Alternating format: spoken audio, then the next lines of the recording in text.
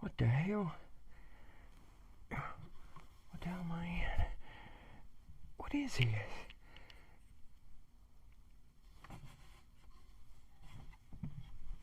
It's a damn casket. That's the last time I'm passing out at my Uncle Bill's. Last time I passed out there, he made me wear the lotion or else I got the hose again. Shit. And my butthole's sore too. I don't know why that is. What's this? A bag. Oh, good. Cell phone. Let's see. There's a note in here. Let's see what this says. Oh, yeah, okay. Alright. This says, Dear Brown Eye. Why does it keep calling me Brown Eye? I got blue eyes. And this bag contains a cell phone, flashlight, and a copy of the Sports Illustrated Swimsuit Edition. What's he talking about? I don't... Oh, okay, cool.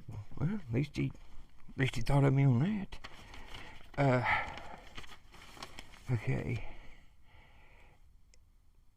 Now, you were in a coffin, buried somewhere.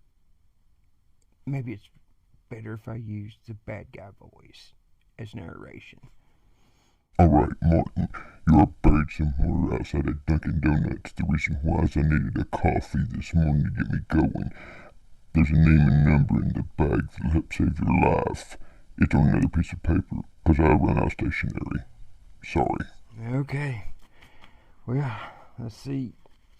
Since you ran out of paper, let's see what he's gotten. This, who it's going to be, the number I got called, got to save me. Call this number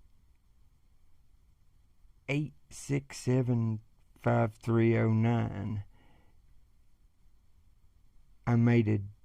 The guy's name's I Made a Duty. Ask for Jenny.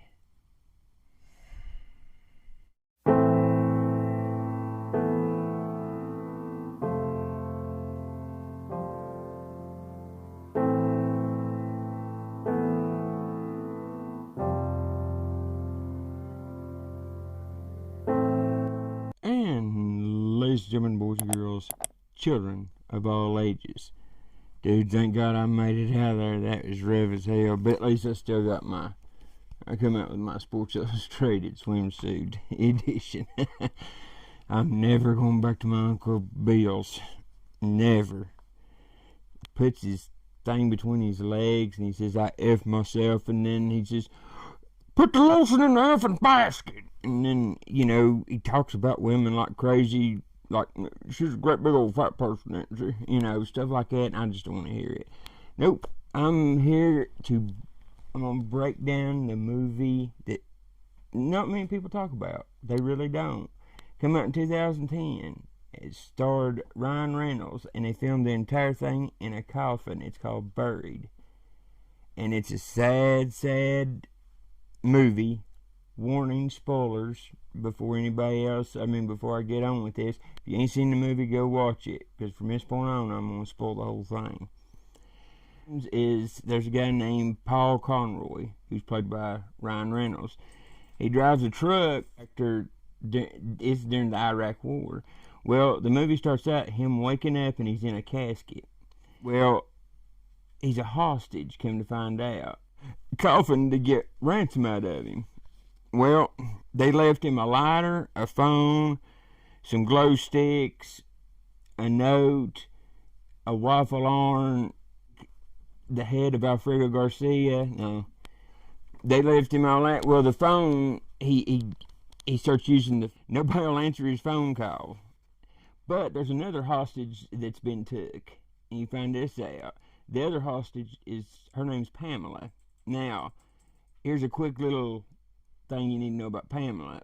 Pamela and Paul Conroy, Ryan Reynolds, it's suggested that they got a sexual relationship going on, and Ryan Reynolds is married in the movie, by the way. But I'll get back to that. We'll get back to that. But anyway, He gets his cell phone, he tries to call 911, his family, the company he works for, the FBI, and finally, the captor calls him, the one that put him in there. And he tells him he wants $5 million by 9 p.m. or he dies. Well, he's all to hell. He's asking him why he's doing this. He's asking this captor why he's doing this, and he tells him on the phone that his family was took for him. It didn't matter if you was a soldier or if you was a civilian like Paul Conroy was. You was American and you was on his soil, and they didn't want you there. So that's what he was. Well, anyway, Paul keeps calling, and he gets to talk to a guy named Dan Brennan. Dan Brennan is the head of the hostage negotiation team there in Iraq. He's an English dude. Well,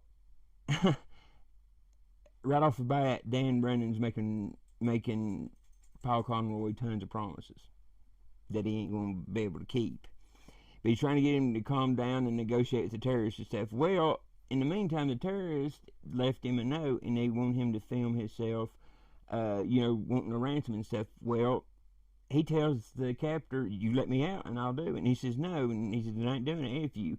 Well, when he does that, they show, he gets a video sent to him, Paul Conroy, on his phone in the casket of that Pamela girl getting executed. And then he does the video. When he does that video, it goes viral, and Dan, the negotiator, they're pissed. That is exactly what they didn't want to happen. They was trying to contain the problem. They was basically going to let him die, just trying to keep him calm. But now, what Paul Conroy didn't understand is that actually helped him get the government actually needing to find him, because it's all over the place. Well, Dan tells him he's losing all hope. And this is very crucial right here. Dan Brennan, he's an English guy. You never get to see his face, but Paul Conroy tells him, said, at least give me something to believe in. He says, okay, Mark White. Because he's like, Paul Conroy asked Dan Brennan, he's like, is there anybody that's ever been saved from this? And he says, yes, Mark White. And he's like, oh, he's been saved. Yes, he was in the same predicament as you. He's like, how's he now? He's like, he's alive, probably back home, going to school.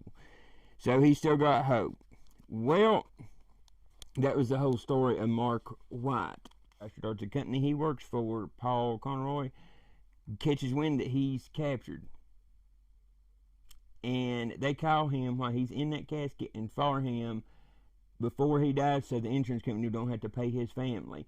Here's why I think him and Pamela had a relationship. Is because the reason they fired him is because of a romantic relationship between him and Pamela, and he never denies it. Now, he cusses them out and stuff, but he never denies it. So that's why I think that, but that's still dirty as hell for them to do that. Well, it flies over, and you just hear it bombing, and instead of trying to find Paul Conroy, they bomb the captor. Instead of giving him money, they bomb the captor. Well, Paul, thinking that the captor probably is dead over that bombing, it busted a hole in the casket, and now sand's coming in. Well, come to find out, phone rings, it's the captor. It didn't kill him. The bomb didn't. So he wants Paul to cut his finger off on film and put that on viral. And he cuts his damn finger off and records it and sends that out. The reason for that is, the reason that captor wanted to do that, even though he knew he wasn't going to get the money, you got to think, like I said, he didn't care, he's mad, and he suffocates and dies.